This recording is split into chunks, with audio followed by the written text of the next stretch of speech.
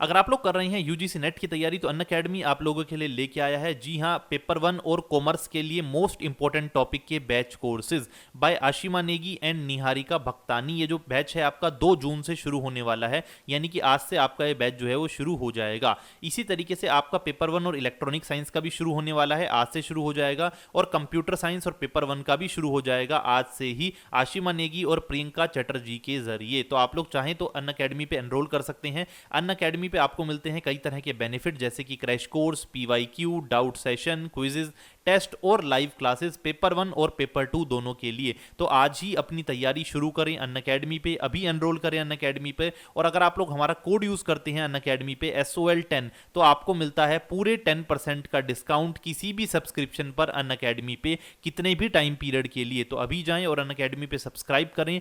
जो लिंक है वो मैं नीचे आपको डिस्क्रिप्शन बॉक्स में दे दूंगा। Thank you very much.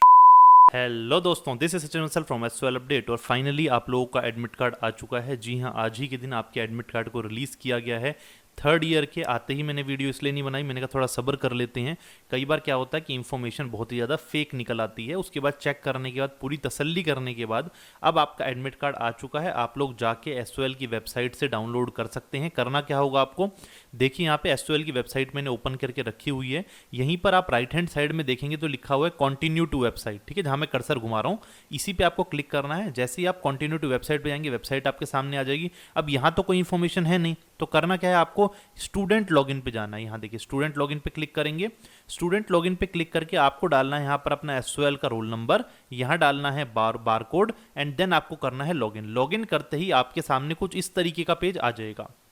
ये देखिए, ये आपके सामने पेज आ गया है। यहाँ पे आपका नाम होगा, फोटो होगी और बाकी सारी तमाम डिटेल्स होंगी आपकी, ठीक है जी। और सबसे ऊपर लिखा है UG admission ticket for open book examination. यहाँ पर जैसे ही मैं क्लिक करूंगा तो एडमिट कार्ड मेरे सामने आ जाएगा, ठीक है ना। एडमिट कार्ड मेरे सामने आ गया। यहीं पे मैं प्रिंट और सेव कर लूंगा इसे। अब मैं दिखाता हूँ आपको इसमें इंपॉर्टेंट क्या है जिसके लिए मैं ये वीडियो बना रहा हूँ। तो आइए चलते हैं।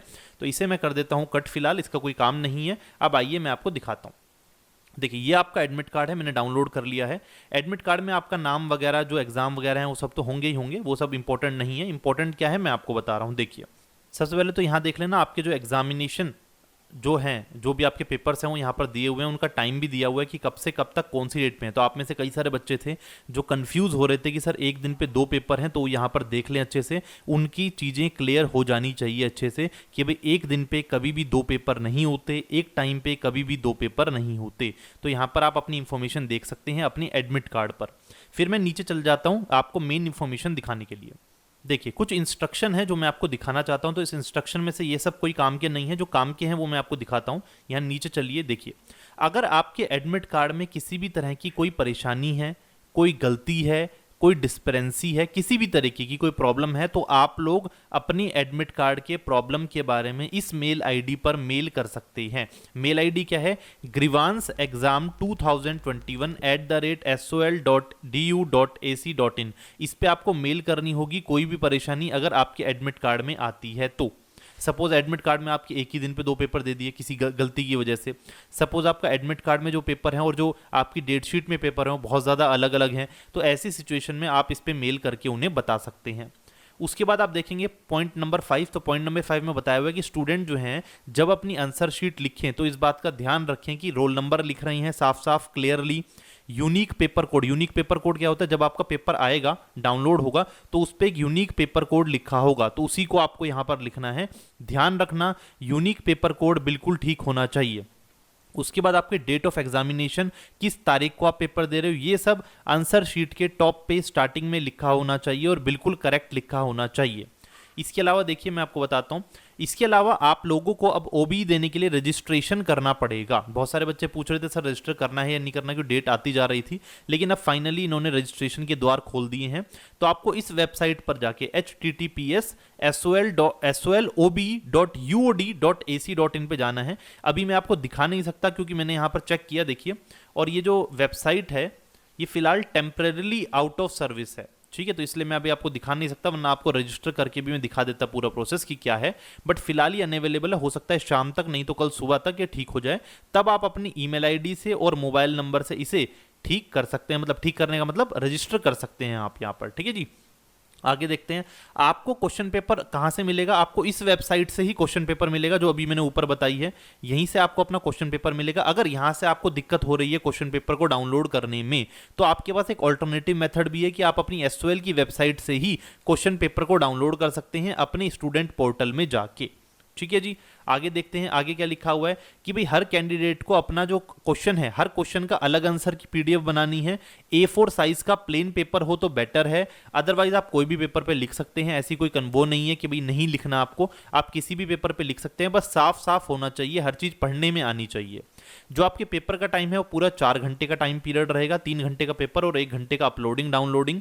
जो दिव्यांग बच्चे हैं उनके लिए 6 घंटे का टाइम पीरियड दिया हुआ है, ये बात आपको ऑलरेडी पता होगी।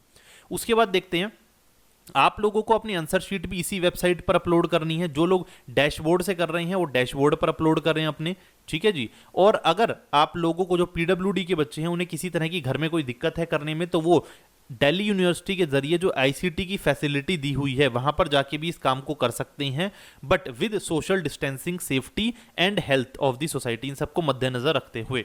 ठीक है जी, आगे देखिए अगर आपकी कनेक्टिविटी पुअर है, किसी वजह से कोई टेक्निकल ग्लिच आ गया और आप अपना पेपर टाइम से अपलोड नहीं कर पाए, तो आपको आधे घंटे का और समय दिया जा रहा है अपलोड करने का। लेकिन उसके साथ में आपको अपना एविडेंस भी सबमिट करना पड़ेगा कि किस वजह से लेट हुआ। तो एविडेंस के लिए मैं आपको बता देता हूं, हमेशा स्क्रीन का स्क्रीनशॉट ले लिया करो, उससे आपका वो पक्का हो जाएगा कि भाई मेरे यहाँ पे सच में लाइट गई हुई थी, नेट नहीं आ रहा था, कोई टेक्निकल ग्लिच है, तो कोई एरर आया होगा तो उसका स्क्रीनशॉट ले लो। तो ये चीजें काम आती हैं, ठीक है ना। इससे भाई पता चल जाएगा सामने वाले को भी पक्का प्रॉब्लम थी, और फिर आप अपनी आंसर शीट को अपलोड कर सकते हो विद दी एविडेंस। एविडेंस आपको मेल करने पड़ेंगे बाद में जब आपसे मांगे जाएंगे, ठीक है जी। उसे रिव्यू कमेटी एग्जामिन करेगी और तब आपके पेपर को आगे दिया जाएगा।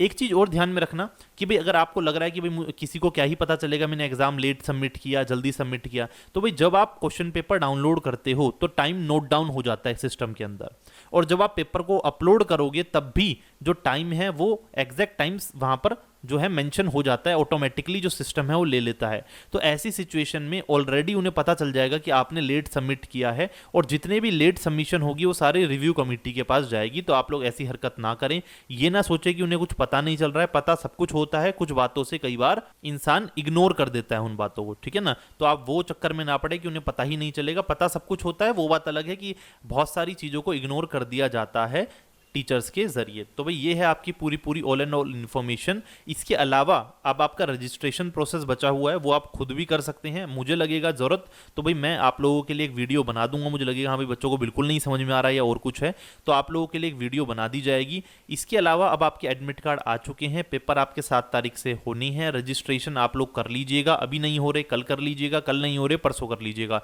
कोई आफत नहीं आ रही है। 3rd ईयर के सब बच्चों का एडमिट कार्ड आ चुका है, 2nd ईयर के शायद अभी नहीं आया है, तो 2nd ईयर वाले बच्चे थोड़ा सा सब्र कर लें, शायद कल तक उनका एडमिट कार्ड आ जाएगा। 1st ईयर वाले बच्चों के साथ भी सेम लागू होता है। ये मैं बात कर रहा हूं एनुअल मोड की, सेमेस्टर की मैंने कोई बात नहीं की है, ये बात ध्यान रखना। मैं बात कर रहा हूं एनुअल मोड की, ठीक है ना। तो ये सारी इंफॉर्मेशन है। अगर फिर भी आपको कोई दिक्कत आ रही है, किसी तरह की परेशानी आ रही है, तो आपको पता ही है एसओएल का सबसे फेमस चैनल एसओएल अपडेट, आप लोग हमें हमारे हेल्प डेस्क पे इंफॉर्मेशन मांग सकते हैं। हेल्प डेस्क की जितनी भी इंफॉर्मेशन है वो नीचे आपको डिस्क्रिप्शन बॉक्स में मिल जाएगी, वहां पर टेलीग्राम के ग्रुप भी हैं, आप ज्वाइन कर लीजिए। पेपर देते हुए आपको काफी मदद मिलेगी। कई बार क्या होता है कि पोर्टल पे पेपर आता नहीं है क्वेश्चन पेपर, लेकिन ग्रुप पे पहले कोई ना कोई बच्चा डाल देता है, तो आप वहां से पेपर अपना कर पाएंगे।